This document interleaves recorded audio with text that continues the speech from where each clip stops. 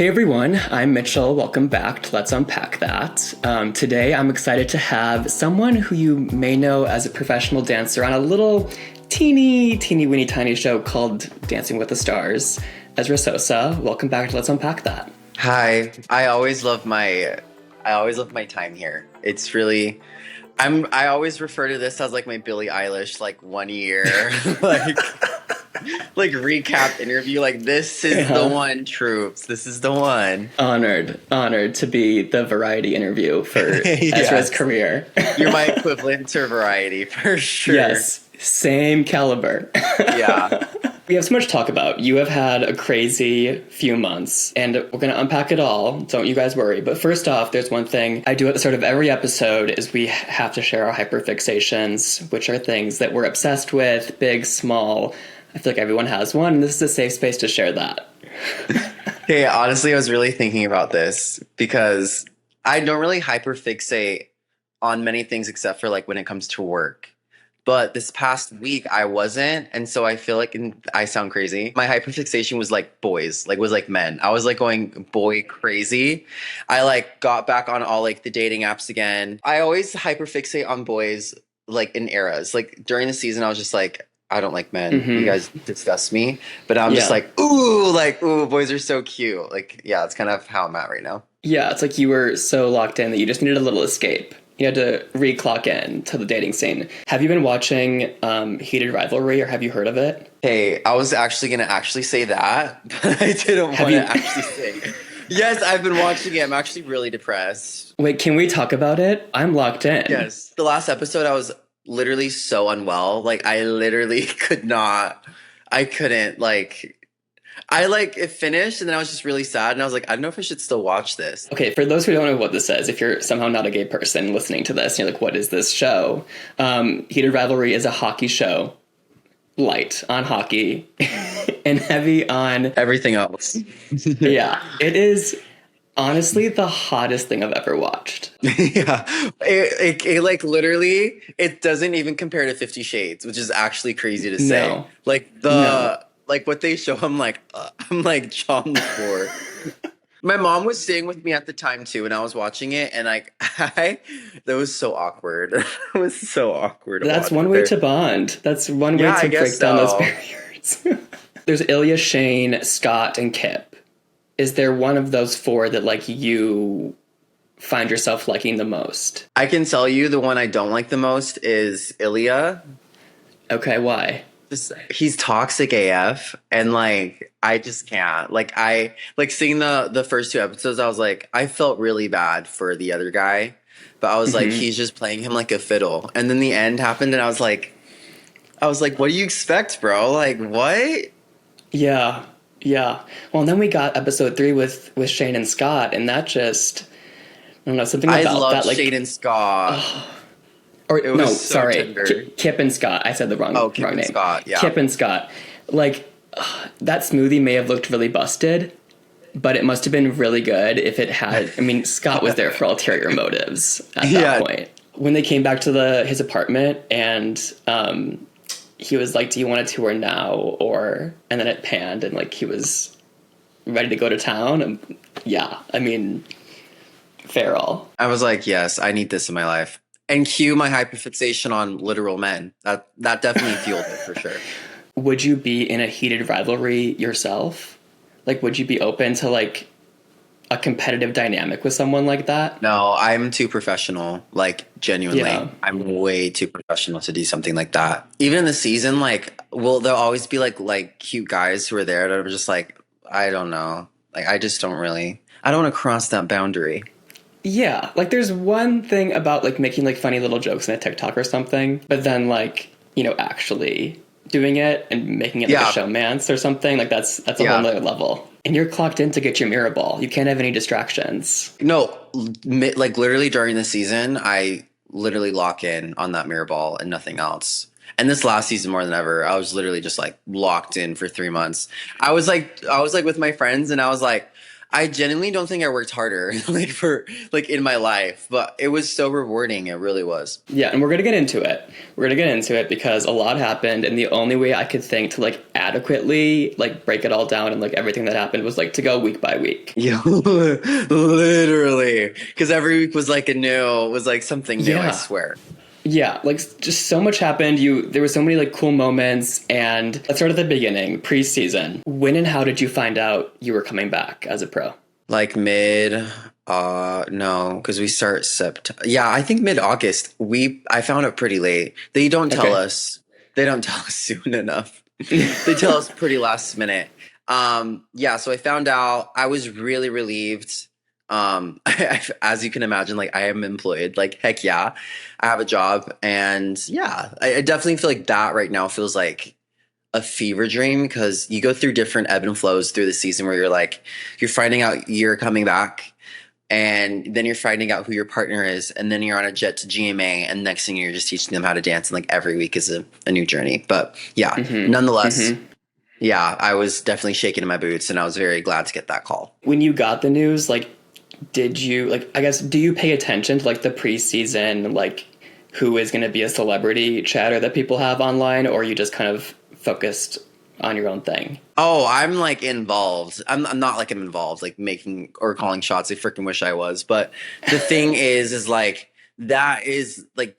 Dancing with the Stars is a huge part of my life. So especially when it goes to off season, when they're announcing the celebrities or they're like announcing like potential theme weeks or stuff like that, I'm like sad because I'm like, next thing you know, like I might dance with that person. I might be doing a dance to that song. So you just really don't know, but you have to be prepared for it all. It's like the NFL draft, but celebrities. One person that was in that chatter was Trisha. Do you think she actually had a chance? Like, can we get her on the show? I'm here to tell you, like, there is a strong chance. Now more than ever, like 100%. I definitely feel like this next season is her season. I keep telling people it's not a matter of like if, it's a matter of when. They know of her. She's in the loop. She's got exactly everything they're looking for. I just think it's going to be a matter of like when they actually like want her on the show. But her time will come. 100%. It's coming. She has so many cool things going on. Like, why wouldn't Dina Katz want her? Literally, like... This thing. And I honestly, like, I preach it, like, all the time. I'm super annoying about it, but I obviously really want her to be my partner. Like, really bad.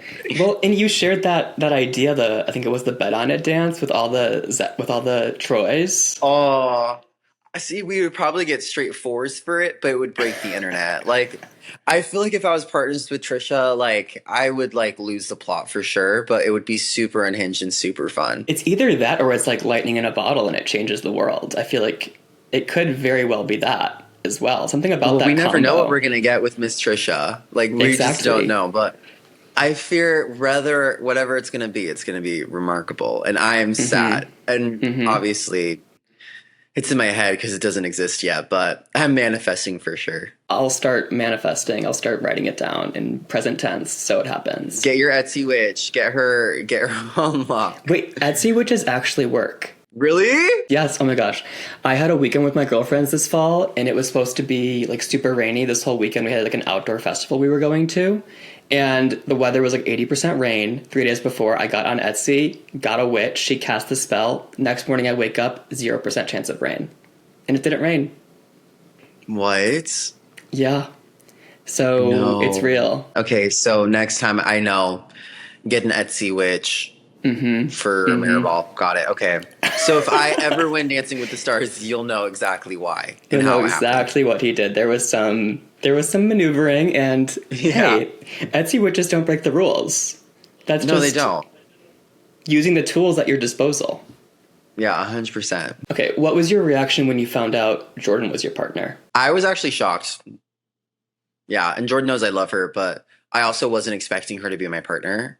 And even when I was told she was my partner, they told me, like, I feel like a lot of people are not expecting this pairing to happen because I feel like a lot of people thought I was going to be with Jen, and I thought I was going to be with Jen, and Jen thought she was going to be with me. They like doing things that are, unexpected. So they're like, I definitely feel like the season's over. They're singing their praises over my partnership with Jordan because yes, it was unexpected. Yes, there was a height difference, but they just loved how we kind of overcame it all. And like, we just really bonded. And I really do feel like after that, I feel like after last season and this season, like, I'm really like content with whoever I'm paired with. Like when I found out I was partners with Jordan, I was like shocked, but also like really excited. And like, it just, that gives you like a completely different season. So I think it's a really cool part of the job, like figuring out who you're going to spend the next 3 months of your life with. But it's really cool. Yeah. I mean, it's such a different dynamic from last season.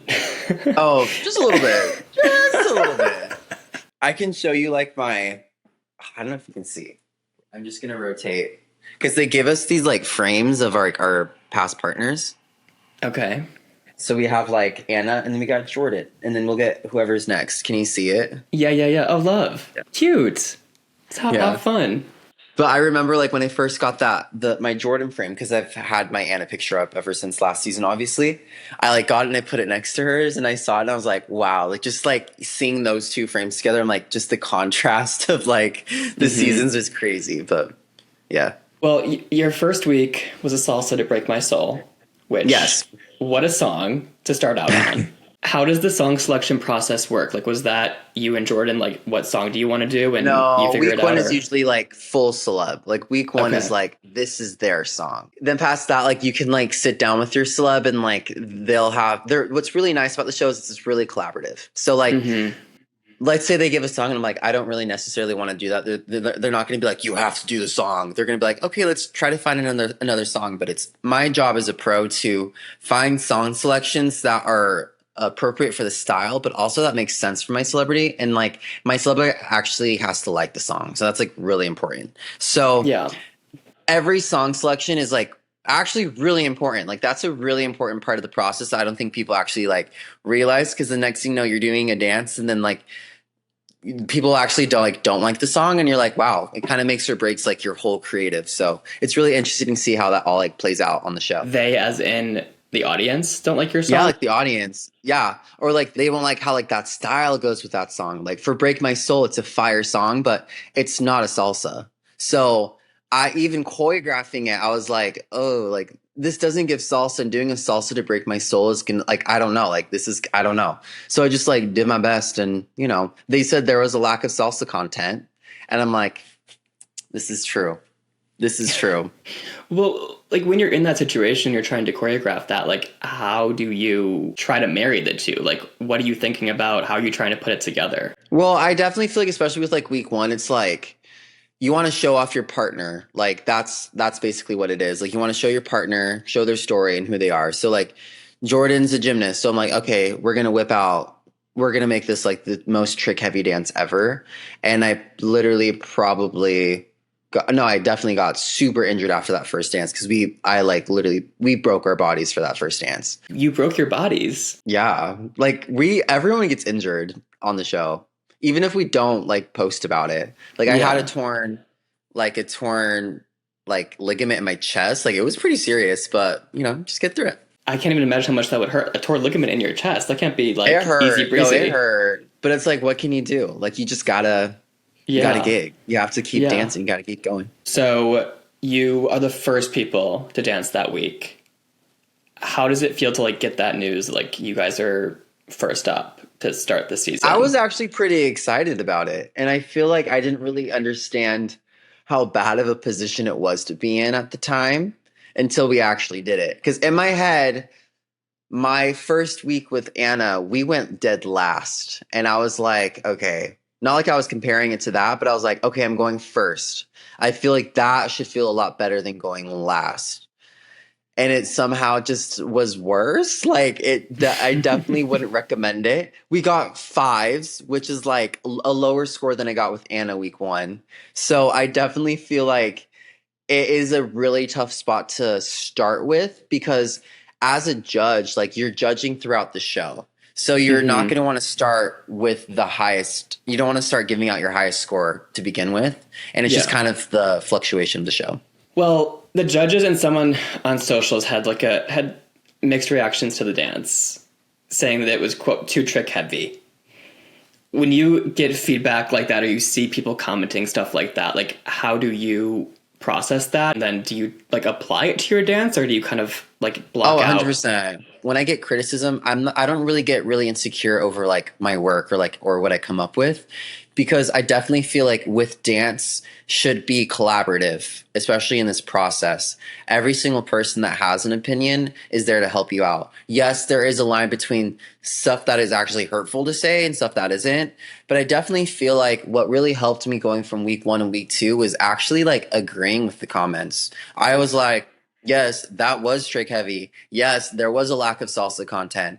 And the fact that I definitely felt like I aligned with what everyone was saying online, especially with what the judges were saying, it made it a lot easier going into the studio and just like making those changes for our next dances. Yeah. And maybe this is the right time to mention this, but like the social convo this season was crazy. Oh my gosh, it was like crazy. It was insane. I definitely feel like the word it keeps saying is heavy. It made everything just feel so heavy because there's more pressure on your dances because now it's even more critical. And I definitely feel like the fact that the quality of dance this season was like unreal, like from on multiple fronts. You had so many people who were so good where now people at home are just being really nitpicky over why they like to dance or not. And that's why it's like it would get really dicey sometimes. But at that point, you just really have to like know your worth in the process, but also understand where it's coming from, but also know that like being in this position, you are accepting that, like being in the limelight, that is going to happen. So yeah, I mean, I don't know. It's like a weird thing going on with like reality TV right now. Like we had Love Island season 7 this summer, then like that was crazy. That was crazy. And then this with Dancing with the Stars, it feels like people like, I don't know how to like just keep their thoughts in their group chat, and they have to like go and post about it and like kind of cross the line at times, like threatening people and just being like really, I don't know, crazy and a little inhumane sometimes. Yeah. It's weird. It's strange that people, I don't know if it's a younger generation like starting to watch these shows and that's why, but I feel like we're connected. Our generation's connected through our phones. Yeah. And I feel like that just makes us have a lot less humanity in our lives. And I feel like if people were to see us face to face, they wouldn't really necessarily say the things that they see, but all they see are these videos of us. So like to them, like we may not feel like actual people, if that makes sense. But like, yes, we are viewing these things, and yes, we do feel affected by all these things that you say. So it's really interesting because for a lot of the pros, it was like the first time that they were really feeling like the heaviness of social media and how it could really affect like your process and like how you view yourself. So I definitely feel like it was a learning curve for a lot of us, but it only makes us stronger. Okay. Week 2, One Hit Wonders night, you had a jive to Maniac. This dance, Ezra, literally, I was gagged. I think this is the one I texted you after. I was like, Ezra, that was like so incredible. Like I'm screaming. What did you hope to achieve with that dance? Like what was your like process going into it? Content. That was it. That was the word. Because that's what Derek said. He's like, it was lacking content. So I was like, we're going to give you content, Mr. Huff. Really, it was just serving a classic jive that I knew Jordy could pull off really well. Because at that point, I knew she had remarkable dance ability. But I was just like, yeah, we got to serve a fierce jive, like pure jive. Her jumping over my shoulders, like from the stairs, that was probably the easiest part of the whole thing. Like that was the easiest part. And because of that trick, and this actually happened a lot with Jordan and I, where we had to get improved by insurance, which is the first in my career. You're kidding. Wow. Yeah, like they're like, we have to make sure. And there were some things that didn't get approved by insurance that we had to take out, which is really interesting. But like, because it was crazy, I don't know. But like, we had an extra rehearsal where she was just like there, and I'm like, are you ready? And all I heard was her feet going like, and like, I just felt like literally, I literally felt Anna Delvey, nothing. Like, she, like no weight. And then she just like rolled, and I was like, that was it. And I was like, I don't know why I was so stressed about it. And she was like, dude, this is like super easy for me. And I'm like, this is going to be the best season ever. Yeah, but it's like a money shot because like she does it and then does the roll and then gets up and starts dancing again. Isn't like, she so badass? Damn. Like she's so badass. And the way that she was doing so much at the same time as competing in this is So badass. Like, so I'm so awesome. lazy. I'm like, I could never. It gave me a lot of anxiety for the lack of rehearsal that we had, but it was remarkable how she was able to make it all work no matter what. Like every single week, I was like, I don't know how we're going to get through this week, but then she does it remarkably and she crushes it. I'm like, it's incredible how she operates. How much rehearsal time did you guys usually get? I mean, it varied every single week. Our Tina Turner week, we had 2 hours. You're kidding. And then I'm not kidding. I literally like, and production was like talking to me. They're like, we don't have much footage of you guys like in rehearsals because she was like, she's busy. Like she has to do her school, her gymnastics. Like she's about to do her gymnastic seasons right now. So like training during the show was really important for her for gymnastics too. So I was like trying to like balance all of that with her. I was like, we've only had like 2 hours. And the crazy part is the fact that yeah, we had those 2 hours and then camera block and then she just crushed it. It's like, so it's incredible. Wow. Well, we'll get to that dance. But speaking of Tina Turner, week 2 is when Carrie Ann made her Tina Turner comment. Yes. Which was such a moment. Stan Carrie Ann. I am head Carrie Ann defender. Yes, I love her. I really do love Carrie Ann. There was some fights, maybe some conversations in my Dancing with the Stars group chat about Carrie Ann. We have some newer viewers in the mix. And well, yes, Carrie Ann, maybe last season she made a few comments here and there that maybe weren't perfect, but I think it's clear she's learned from them. Like, I think about it and I feel like Carrie Ann's like one of those people that's like a day one diva to me. Like my first diva at age 6. Your diva. Like, yeah. Literally every single week. I loved everything that she told Jordan and I also feel like people don't give her enough credit for her work in our industry. Like she truly is like her dance career is truly remarkable. Like if you really think of the stuff that she's done. So like even when she came in to help Jordan and I with their Paso Doble, she said things that I was like, my jaw was on the floor. And like small things like breathing, like little things that resonated with Jordan in a way that I was like shook. I was like so shook. She was really cool. Do you remember the spinoff they did of her and Bruno? No, what? Yes, it was one season. I remembered it like this year and I had to look it back. Carrie Ann versus Bruno. They had a whole show and they like had teams. It was like The Voice kind of. I was like 2008. Was it dance? So yeah, it was a dance show. Yeah. Oh my gosh. Yeah. Oh, wow. I'm looking this up right now. Oh my gosh. We need to have a watch party for sure. Okay. So getting into week 3, TikTok night, how did you think about putting together that dance and telling the story of anxiety and the toll that puts on someone? Yeah, I mean, that was her song choice as well. And so I think they wanted us to do foxtrot to it. And I was like, no, this needs to feel a little bit more of like a serious tone. And tango is like a little bit more like passionate, whatever. So I was like, I feel like we should do tango. And then obviously it's like when you have that song and then it was TikTok night. And I was like, I feel like there's a subject that we can like touch on when it comes to people who get anxiety through social media. And I feel like that'd be super powerful to like talk about on TikTok night. And I feel like a lot of people are expecting me to do some TikTok shenanigans on TikTok night. And I was like, I do not. That's the last thing I wanted to do. But really like it just came down to her and her story and just embodying that and putting it on the ballroom floor, which was honestly one of my favorite dances that came together. That dance was probably my favorite. That like how it came together was really cool. What about it made it your favorite? Like just how the performance went? Like explain like how it came together. Like, I don't know. The only way to say it, there's a lot of like aha moments that happened that I had with myself. I don't know. Like it was just that whole process was like really cool and fun. I just remember that week I was like, this is a smooth week. I really like this dance. Let's go crush it. Like that's how I felt about it. When you're like thinking of choreography, if you were like describing it to someone who's like is a non-dancer, does not know anything, like how are you putting those ideas together like to make a dance? I feel like the music dictates a lot of it.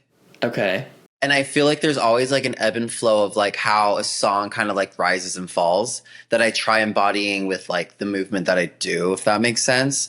So like the beginning it feels a lot like staccato. So you had all this stuff with like the hands and the whatever. And then after that I was like, oh, okay, now what's really moving me is like the way she like is singing the song, like the anxiety. And then I was like, then it came to the actual like content of it, which is the tango. And then that's when you can kind of take the tango aspect of it and then kind of like warp it to like fit the vibe of the song. And that's how that particular dance probably came about. You're truly like following the music and doing what makes sense. 100%. Like that's just how I've operated, especially with dance ever since I was a kid. Well, this dance is in hold and you and Jordan have a little bit of a height difference. Yeah. How did you make that work or be easier? Just by doing it. I definitely feel like, well, Danny clocked me. Okay.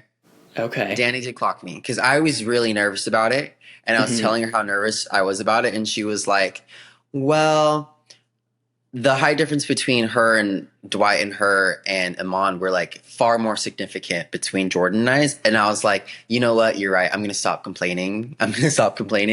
But what really helped us was she had really long arms. So it really helped her like reach, like quite literally reach up to me. But I feel like mentally, after talking to Danny about that, in my head, I was like, I'm not going to make this a thing. Like, really, just don't make it a thing and just like move on from it. And then that's really kind of how it came about. Yes, there were some dances that were really hard to do with it, but I didn't want to like bring it up constantly because I don't know. I definitely feel like, yes, there was a height difference, but I didn't want our whole thing to be about our height, if that makes any sense. Yeah, like not make it your sole storyline for the season. Yeah. That dance was so cool though. I was rewatching them ahead of this, and something about this dance, like it gives me like Mark Ballas, Derek Huff vibes, like when they were like earlier in their careers. Like it has like that same like creative juice to it that I feel like isn't always like on the show nowadays as much. Like you can kind of sense like the overall creative vision that's happening, and it was so cool. So you ate that up. Thank you. Okay, week 4, Disney night, quick step. Special spice from Tiana's Bayou Adventure ride. They really said, let's give him something niche. Let's go for a ride. Hey, I picked that. Oh, you did? That. Okay. So that's one of those moments where like, yeah, I may have fumbled on the creative. No. Maybe. But the thing is, I love that song and that ride. But then I really didn't think about, I was like, why didn't we just do Almost There? I was like, why? Like, literally after the whole week was done, I literally sat with myself. I was like, it was right there. Like, why didn't we just do Almost There? It's like the most iconic song. In that situation, are they giving you like a piece of paper that has a bunch of songs on it? No, they'll just be like, this week is Disney week, but we're trying to do songs from rides that are inspired by the rides. And I was like, okay, cool. And they're like, her favorite ride's Tiana's Bayou Adventure. And I remember when I wrote it, I was like, wow, there's this like really good quick step on the ride. And that's yeah. Well, and it's an amazing ride. It's so fun. It is so fun. Yeah, it is fun. I just, yeah. That's one of those moments where it's like, dang, we could have done Almost There. And I literally just like didn't think about it. You crushed as Prince Naveen. Like, thank you. How did it feel to channel your Prince Naveen energy? Like, were you feeling more powerful? No, I was feeling like the least myself probably ever. Really? Why? Yeah, because I had color contacts and my hair was straight. Because I told him, I was like, I literally want to look like I am like playing Prince Naveen. Like I'm at Disneyland. Like I'm fully like friends with Prince Naveen at Disneyland. But I remember just being in it. I was like, yes, the vision is there. But I don't know if this is for me. But I remember like just seeing her and like us together just like fit magically. Mm-hmm. So when we were together, I was like, wow, I really love this. But when we were apart, I was like, I don't know how I feel about color contacts. But that was a me decision. So you served a look and it was so cool. I love how like the band came out and was like performing like on the stage like during it. It was so fun. Okay, week 5, dedication night, Viennese waltz to daughters. This dance is so beautiful. As you were putting this together, how did you think about featuring Jordan's dad? So they told us that they wanted the person that they're dedicating it to be in it as much as possible. I've always viewed like my position as a pro like this, but it's not about me at all. It's about my celebrity. It's about my partner. It's about telling their story. And I was like, I definitely feel like what would make this so powerful and so different for them is if they just had the floor to themselves and just were able to like have a special moment together. And that's ultimately what inspired like that. Mm-hmm. I also kind of went into it not thinking there would be an elimination, if that makes sense, because in the past they've never really done eliminations on dedication night. They have before, so that was a risk in itself.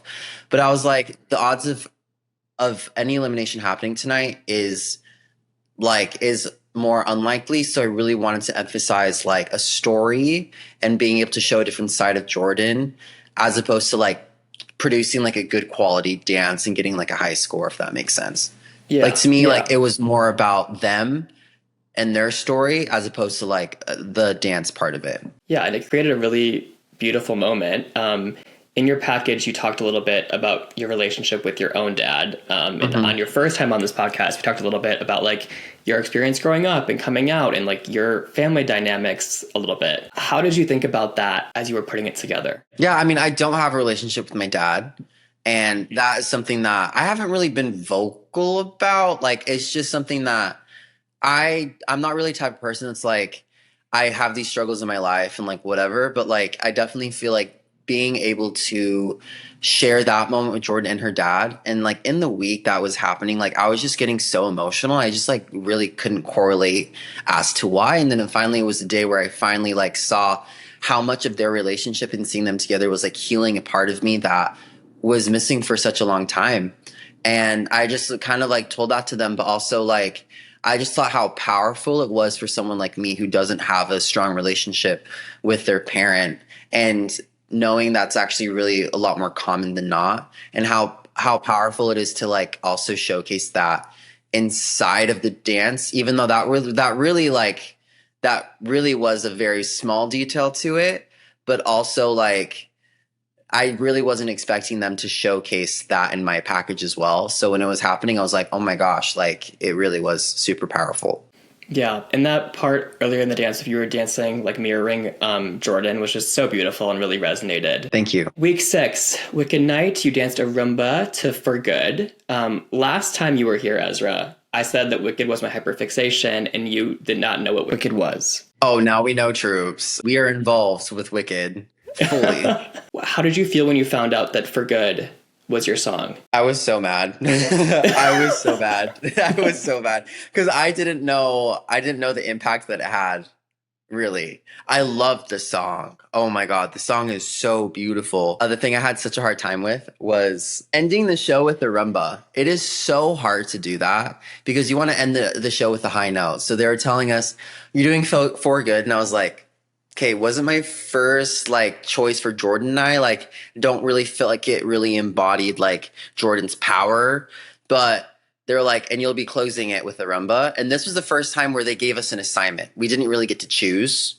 So like, this is your song. This is your creative. Good luck. And so I was like, oh, we're closing the show with the rumba. This is really hard. That was one of our hardest weeks together with Jordan and I. That was one of the hardest weeks. Because I think she was missing a couple days. The dance itself is technically really hard to do. Like for a woman, it's really hard to do. What makes it hard? Well, it's the women's dance. It's about sensuality, and there's a lot of like different shapes that you have to hit. There's a lot of technique that goes involved in it. But I think the thing that makes it super hard is the fact that it's super slow. And because it's so slow, it's super exposing to like everything. So that was really the challenge with the rumba. But how it came together, it was just one of those dances that like I'll never forget that process because it was the hardest process, but then how it came together and how we bonded over that and how we both really resonated with For Good. It couldn't have been like the more like full circle moment for the two of us. And what a full circle song too, in terms of like the role it plays in the story of Wicked. Yeah. How was it to have John Chu in the ballroom? Super cool. Like, oh my gosh. And then after the show, he came up to Jordan and I and he said how he like loved our rumba, and he said like how much he like loved the choreography. And I'm just sitting there being like, are you kidding me? And he was like, it's a really hard song to pull off in a dance, but he like loved the choices that we made and he loved how like interesting it was. And I was like, what? Like, this is so surreal. Just to hear that from him is like really cool. Well, in that week, you got your first ever tens. Yes, I did. Take me back to that moment in the skybox. Like, what was going through your head when you saw the scores coming up? I was not expecting a 10, like, at all. So when it came up, like, I think that was truly, like, one of the first times I was ever, like, on camera and completely, like, blanked and, like, wiped out. Like, all I know is, like, my legs gave out and I was just on the floor. And Jordan was just, like, trying to pick me up. And, like, the 10s just kept happening. Because I also feel like the week before we had 8s. So I feel like our best case scenario is, like, we're 9s and potentially a 10. But the fact that we got 3 10s and 1 9 that early on in the season was, like, crazy for me. That was really crazy. And my first 10s, too. Like, I was really shocked over the whole thing. Is this when they had to bleep you? Yeah, this was. But I will stand on my 10 toes. I did not swear. What did you say? I can't remember. I blanked. So I don't know. Maybe I did. But, okay, we'll just all agree that you didn't. Okay, great. Collectively as a whole, I'm going to gaslight all of America into saying that I didn't swear, even though I potentially probably did. But we'll never know. We'll never know. We'll never know. The week after this, week 7, Halloween night, contemporary to Elastic Heart. So you took a risk. How dare a girl just take a risk? Yeah, oh my God. With the harness. I feel like that dance, I think it worked. To me, that harness, like, it really told us. It told the story, and like, you guys did really cool stuff with it, with like the rope coming undone. I was like, so many logistics there and like things happening. It was cool, but a prop is a risk, and it changes up how a dance works when you have 100% a third party in the room. How did having that hurdle change things when you were getting ready or choreographing this dance? That was probably the hardest dance to come up with. Yeah, that one was really hard. I definitely feel like what was really hard about it was the fact that it was Halloween night, and I always feel like there's a pressure on Halloween night to doing something like really cool and like cutting edge. Like, this is your moment to do something really cool and different. Mm-hmm. And so the thing that I like fumbled the bag on was like the song selection, and the show was being really picky about the songs that I was choosing for, especially Halloween. I probably sent over like 30 songs that they denied, and then finally, like, I found Elastic Heart, and they're like, "We like this." And I was like, okay, great. My brain is fried now from like trying to find different songs and creatives that would make it work. And then the harness thing that came up, I just like in the spur of the moment, I was just like going through like old dance videos that I've done. And I worked with the choreographer. Her name is Jackie Royal, and she like did a lot of harness work. And I was like, that's actually really cool to like, that was actually something that was really cool that I did when I was like younger in dance. Mm-hmm, so I thought it was really cool just to bring that aspect to it, to the ballroom floor.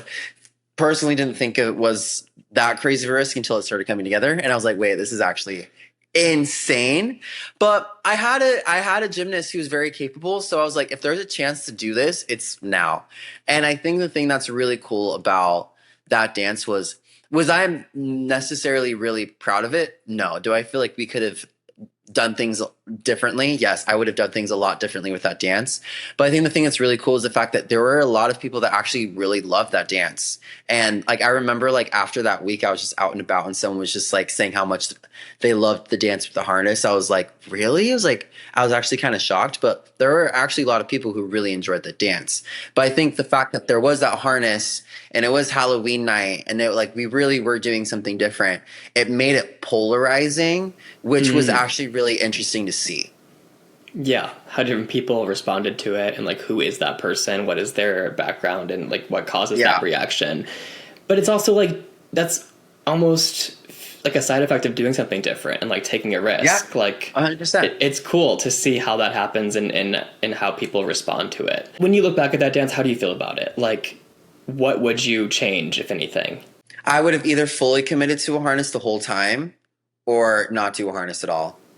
Okay. Yeah. No, actually, I would have changed the song too.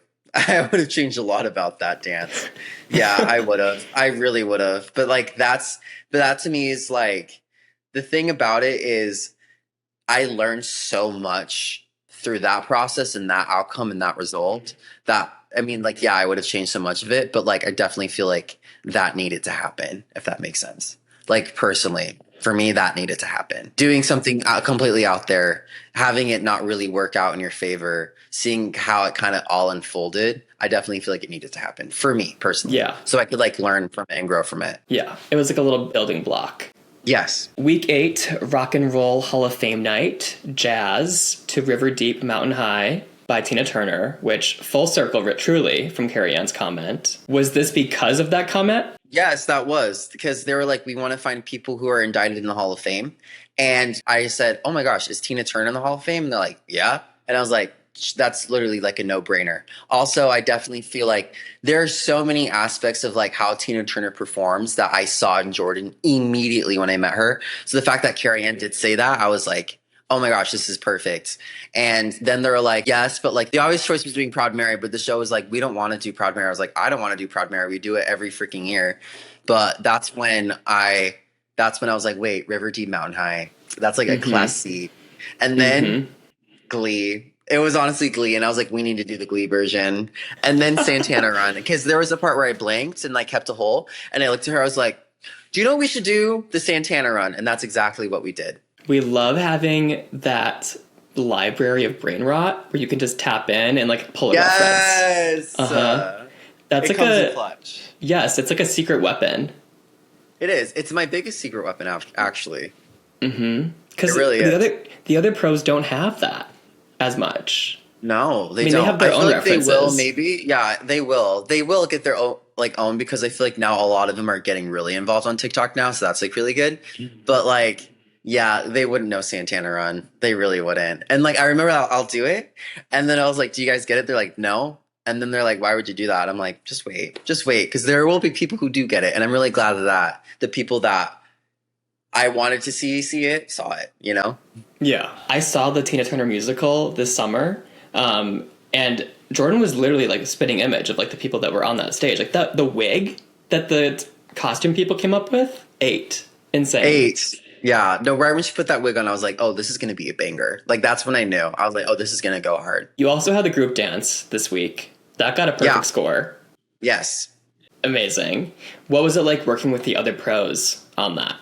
So cool. That was so cool. With Mark, Danny, Pasha, that's like a dream team. And I definitely feel like I was just super stoked to work with Mark because I've never worked with him before. And so that was the first time I was like in a studio with him, like choreographing something. And I feel like for a majority of it, I was just kind of like, just like, I'm here. And I'll like throw in my 2 cents like, wait, that's kind of cool. And I'm like, thanks. I'll give myself like a little pat on the back.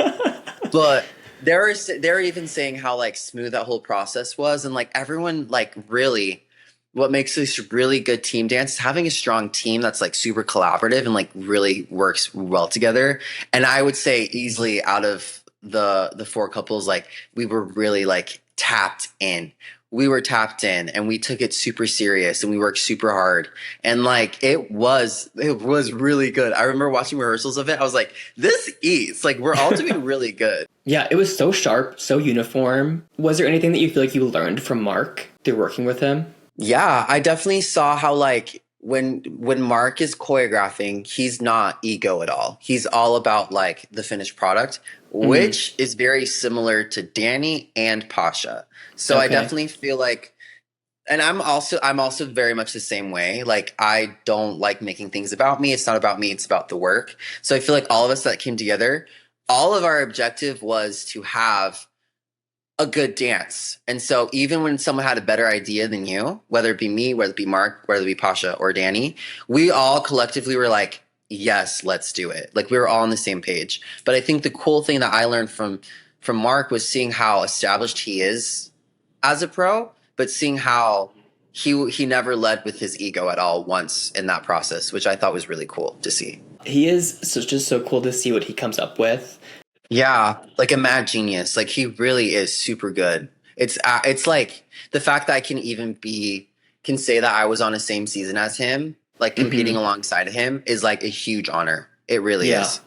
That video of him producing the song for the Hamilton dance. My mother was like, Ezra, why don't you do that? I'm like, Mom, Like, what? No. I was like, Mom, what are you talking about? Yeah, let me get in the studio real quick. Yeah, let me just like pull up the guitar really fast and just like, what? Okay, week 9, 20th anniversary week, get a cha-cha to Get Up. First off, can we talk about that opening number? Every single time I watch it, tears. That was good. Yeah, that was a banger. Well, I definitely feel like every single time Derek does a number on the show, it's a complete banger because he is really freaking good. But that was actually really fun to do, like to do with everyone and to have the first original OG pros in the ballroom with us. It would like it, and having Tom Bergeron there too, like it definitely made that number like super special in like ways that I really can't like verbalize, because in that moment it was just truly about like the legacy of the show, and that's really what that dance was. And Derek choreographed it beautifully. It was really good. Yeah, and that lift at the end with Jenna, 8. There was 2 dances this week, one with Correct. Jordan and the other with Apollo. What was it like having a former champion in rehearsal? When I found out I had Apollo and Apollo was going to be in the room with Jordan and I literally like freaked out because his season was so iconic. And I think that was really like, as a kid watching it, that was like when I registered, this is Dancing with the Stars. That's Apollo Ono. That's Julianne Hough. Like that was the first time. It was like my introduction to the show. So the fact that like he was in the studio with us and like we were in Studio 5 and that's where they have like up, I don't know if they ever air it, but like they'll have pictures of all the winners up there. Mm-hmm. And like seeing him and how he looks the literal same that he did and like being above that picture was like, I got full body chills. It was super cool. It's like magic. Your cha-cha this week with Jordan honored the freestyle Whitney did with Wayne Brady. When you were choreographing this, like how do you think about referencing someone else's work? I don't feel like I was really referencing her work because the song Get Up was in a slight section of that freestyle. I think it was like foreground or something. It wasn't like the whole freestyle. So I definitely feel like the parts that I tried to embody, and this was actually like, this was in my head the whole time, was having the pocket that Wayne Brady has when he dances. Like he can groove and like really get in with it, which is like really cool. And so can Jordan. So I really tried having moments where like we like did the moonwalk thing. We did like cool like grooves like that. We can have that kind of brought back and tied in to that to their freestyle. And it was so cool that this dance was so fun. Okay, week 10, semifinals, Prince Night, 2 full dances. Given like Jordan's limited schedule, like the challenges with that, like how does having 2 dances to learn change your process? So I had a carb load with her on that one. Okay, and explain that. Yeah, well, because I didn't even know if we were going to make it the next week, but I knew we had a lot more time the week before than that week. So I had to go like teach her the cha-cha. And then right when that was done, I was starting to teach her her jive. And so by the time the next week came, she would have had majority of that done. And then all I had to focus was like another dance. Divide and conquer. Yeah. I was like, we have a large pocket of time. Let's burn through a lot of the workload so that when it comes to when we don't have as much time, we can really just be prepared. And we were, so. Yeah. And that second dance, the Argentine tango, no words. Hardest dance of my life. Hardest dance I've ever done. That was self-inflicting. I do not know why. What made it hard? It was just technically really difficult. A lot of difficult steps in there for Jordan. Like for Jordan to do. And the fact that she pulled it off and she looked good. She looked really good. And here's the thing. This is when the height difference thing, this is when I was feeling it in my legs. Because and all those little flicks that go in between her legs, I had to get low. And like, I was like fully like every single time we had to do it. And like, I remember the first time like I did it and one of the producers are like, how are your legs? I'm like burning. My legs were burning after that dance. Well, it was so sharp. In perfect 10s, perfect score. Yeah, that's right. That was the first time I was like, finally. I was like, oh my gosh. Because I didn't know if we were going to make it. And like, I didn't know if we were going to get a perfect score ever. And I was like, oh my gosh, like and I think at that time we were the only couple that didn't get a perfect score. I can't remember if it was, I think it was like us and another couple, but I was like, if we literally don't get a perfect score this week, I will be super sad. And I'm really glad that we did. So yeah, it was like the perfect culmination of everything so far. Okay, this elimination, there's been lots of things around this and this whole moment that happened. Gosh. Wow. Yeah. Can you take us through this, like from your perspective? One by one, people are being like saved to the next round, and it gets down to you and Jordan and Whitney and Mark. what is going through your head? Oh, for sure. Like, even before the elimination, I was planning on what to say when we got eliminated. Like, for sure thought that was it. I was like, I literally saw it, and I feel like you can tell in my face. I was literally like, I looked at her, I was like, yeah, this has been a good run. When they announced that we were going into the finale, I was like, I think I went cross-eyed. I honestly think I went cross-eyed. My friend's like, you went a little cross-eyed there. Like, it was like really, really shocking. It was really shocking. But also, to be a part of that particular moment was really polarizing to be a part of. Because yes, we are making it to the finale. Yes, this is my first finale. Yes, this was like such a feat to be able to go into it.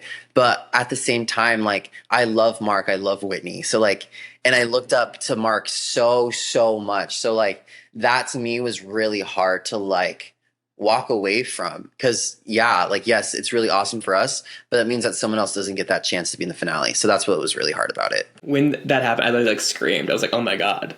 I screamed. That was crazy. And everyone was so talented.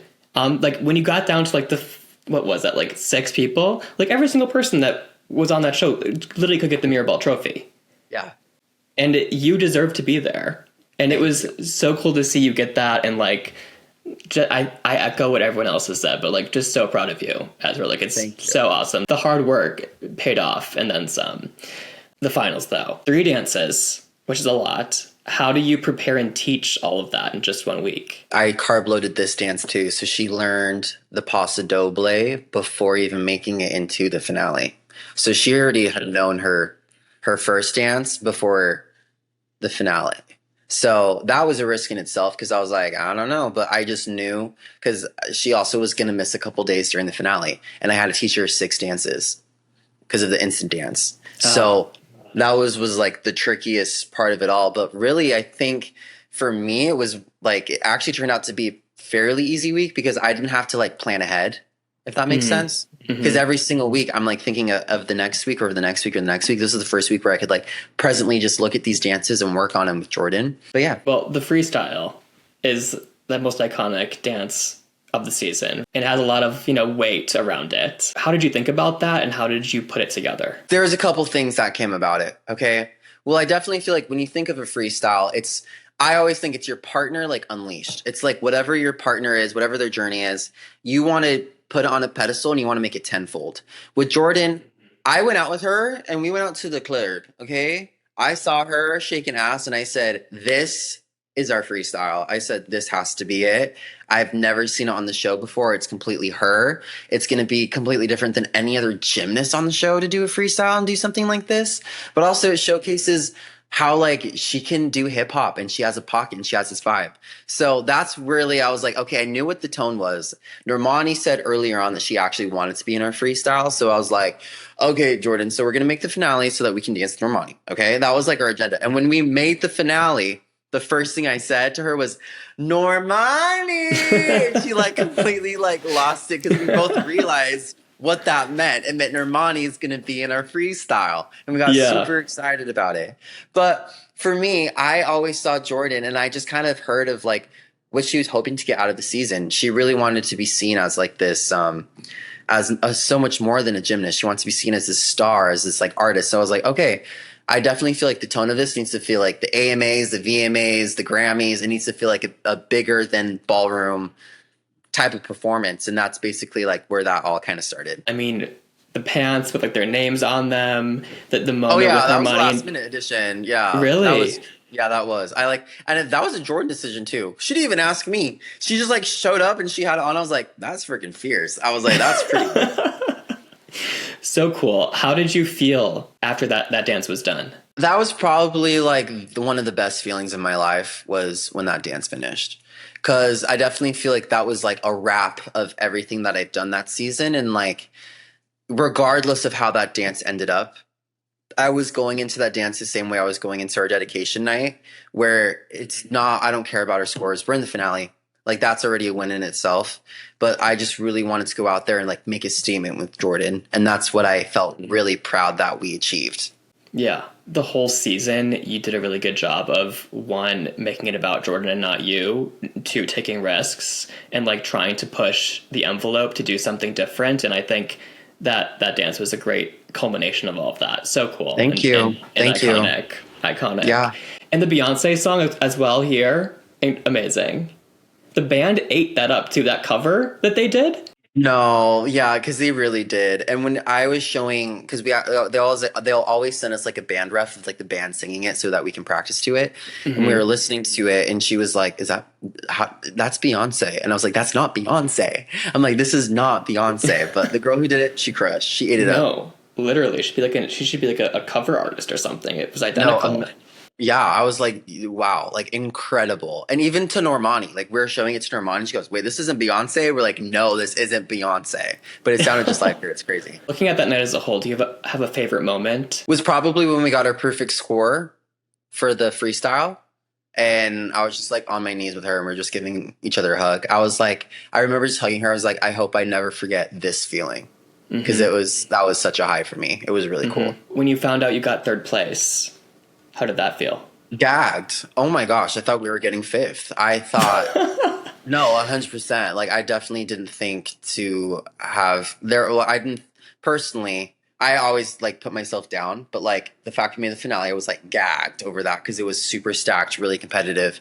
And the fact that we got third, it was like really even more competitive, is even more like rewarding because I definitely feel like why we did get third was because of our freestyle and because a lot of people really liked it. And the fact that I put something out there that was different, out of the box, maybe have never been done before in the ballroom, that people actually like loved was really cool for me to experience. And it was like, okay, yeah, I did my job. This is really cool. And everyone was there in your corner. Like, I feel like collectively, like the girls and gays on TikTok were like, we are getting Ezra as close to that mirror ball as possible. Yes. And I felt that. And I definitely feel like with that being said, that was also like the added pressure that I put on myself because I knew how many people were supporting me online. And I was like, the last thing I want to do is to let them down. That was the last thing I wanted to do because I am here and I have this job and I'm in this position truly because of them, because of how much they've been advocating for me throughout the year. So like this season was very much like I wanted to put in the work and just do good dances for everyone back at home. And it was awesome. I think everyone, as you've seen in probably every single comment section, everyone's so proud of you. Thank you. Awesome work. Thanks, Deepa. Of course, tour. She's coming up. She keeps getting extended. It's like the Eras tour at this point. Like I don't know how many cities you guys have. It's crazy. It is wild. Last year was your first on the tour as a full-time cast member. What was your favorite part of tour? I always say, and this is like really like kooky that I say this, but my favorite parts on tour were the hardest parts. And let me explain to you why. Because I'm going to be fully honest with you. Touring is really hard to do. You're doing a show every single night. But the thing about me is like as a dancer's performer, what I love about the show is that every week is different. But on tour, it's monotonous. You're doing the same thing every single night. My drive, though, every single night is the people that come to watch the show. Like I literally try working so hard because I know how many people in the audience support the show. And I want to make sure that like that is reflected with my dancing. But my favorite moment are those hard moments where it's like you don't think you're going to get through it, because the thing that's so special about those moments is how everyone came together and how everyone always comes together to just push through and persevere. And that to me is what made last tour so magical, is the way that we all were able to bond and like really work through that tour was one of my favorite like memories. Yeah, like it's one thing to clock into a 9 to 5. It's another thing to like spend every single day with someone constantly for like months at a time. Yeah. It's like summer camp on steroids. It is, and you're all just shaking your ass. That's the name of the game. That's it. We're all dancing on a stage. Well, what are you looking forward to as you get ready to kick off round 2 on the road? I am looking forward to many things, but the number one thing that I'm looking forward to is I'm going into this tour with a different mindset than I did last tour. Last year was my first tour, so I was like, I would feel like I was enjoying it a lot. This time I'm going to go into it to try to like have like better, it's like, because when I go on tour, I'll like brain rot, I'll be like bedridden until the show. Like I really just like, I'm out there just having a good time, but this time I want to take it and I want to like train and I want to get better and I want to like progress with my dance ability as the tour progresses. I don't want to just like kind of plateau when I'm out there, but I definitely am looking forward to just being able to like go at it again and just go at it with a different mindset. Well, everyone better get their tickets if they're still available. Girl, I fear they have. Like, I'm pretty sure it's like sold out everywhere. I don't know anymore. Really quick, Ezra, I have rapid fire questions. I have go for it. Collaborated with my Dancing with the Stars group chat on these. First question, favorite dance you've ever choreographed for the show? Freestyle. If you could get brunch with one of the judges, who would it be? Bruno. Oh my gosh. We would get lit. We would get absolutely lit. What celebrity surprised you the most this season? Dylan. Why? I think as far as dance ability goes, he grew the most. Like he really did so well. And like his freestyle was remarkable too. That to me was like seeing his progression from where he started to seeing that freestyle, seeing the dance that he became was really cool. This is a really important one. My friend Tia and I have been really curious for years now. Do you know what's up with Derek and his brooches? Does he have a collection? No, but I keep asking him about it. They're what does he say? fierce. I don't know. I'll say I love this brooch, and he'll always have like a story behind it. But then like, yeah. But so like, he must own them then. He has to. He has to. But I definitely feel like it's a staple in his wardrobe. Like if I ever see Derek Huff without a brooch, I'm like, are you okay? Like, come on, guy. No, I mean, he deserves all the brooches in the world. I mean, no one pulls off a brooch like Derek Huff. Come on now. Favorite guest judge this season? Flavor Flav. I loved Flavor Flav. For all the wrong reasons. Please come for me, internet. I just think it's kind of comical having a judge that's like not as adequate to judging as the rest of them. So I think he just brings in a different energy to the panel, which I think is really fun to do at least one night every season. And it's always, I mean, yeah. And he gave us a 10, so yeah. What is Jan like in real life? Just like he is online. But really? He's actually he's like really nice and bubbly, and he's like it's really easy to talk to him. Like he's that type of person that like I don't ever feel like I can never not be myself around him. Like I'm around him and like his energy like brings out the best in everyone. But then he's just sassy and it's like really funny. Sometimes I'm like, I wonder if he's actually serious. But I feel like his accent, he can just get away with anything. And I genuinely do think he's one of the funniest people I've ever met. Last rapid fire question. Dylan Efron, Robert Irwin, or Danny Amendola, who's your favorite? You cannot ask me these things. That is between the three of them? Yeah. I can't choose. You can't. Mitchell, I cannot. I can't just pick one, right? I can't just pick one. I have to pick. I can't just.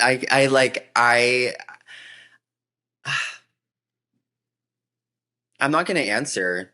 I'm just. You can't pick. It's just they're just too tied. They're too powerful. I think it just depends on like my mood that day, like genuinely. Yeah. One last question. When I had you on this podcast the first time 2 years ago, I asked you what advice you would give to a younger version of yourself. So I want to rethink that a little bit. Okay. If you could give advice to the version of Ezra who filled in for Artem and Dance with Charity a few seasons ago, what advice would you give to him? Oh, wow. I would say the advice I would tell him is to stay the course and stay true to who you are no matter what. And I would just tell him at the end of the day, your dreams will come true. So don't ever doubt your ability to do anything or your power to do anything because you are in the right place at the right time. And maybe just give him a gay little tug like this, just like this. Everything works out in the end. Ezra, thank you so much for doing this and being here. Third year in a row. It's complete. You did your Dancing with the Stars debrief. Yes. Where can everyone find you if they aren't following you already? My Instagrams are Ezra.Sosa. My TikTok is Ezra Sosa. And that's pretty much all I use. So I'm not going to give you my number, so don't be asking for it. Well, thank you so much, Ezra. I appreciate you and your time. You guys can follow the podcast on Instagram at UnpackTHT and TikTok at UnpackThatPod. I'll see you guys next time. Bye, everyone. Bye, guys.